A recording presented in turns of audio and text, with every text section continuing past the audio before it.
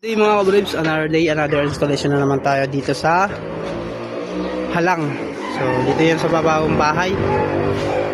Sa dito tayo sa Pacific Town, Halang, na Cavite. So may installation tayo ng TCL, Torus Power.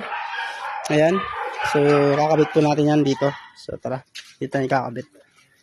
So bali ito yung bahay ni ma'am, pagkakabitan natin. So dito natin gagawit yung mga kabribs, yung outdoor unit. So gusto kasi ni ma'am dito yung sa harap na yan. So disadvantage naman kasi na nandyan, medyo maganda pa dyan kasi dito yung tubo papunta dyan sa taas.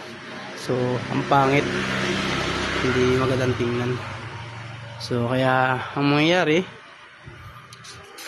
dito na lang lalagay yung outer unit. So yun mga kabribs, so simulan na natin yung installation dito. So yung indoor unit naman dito naman. So dito naman yung indoor unit. Yan, hindi natin kakabit.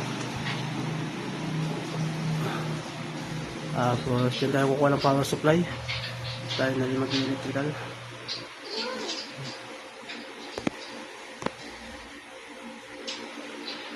So yun mga kabribs, simulan na natin itong installation natin. Tara. Yeah. So yan ang bahay nila madam, pag-i-install natin. So bago nasabi ko na to kanina, so pag-i-install na lang tayo. So yan mga kabribs, abangan nyo yung finished product natin sa pag-install. Yan.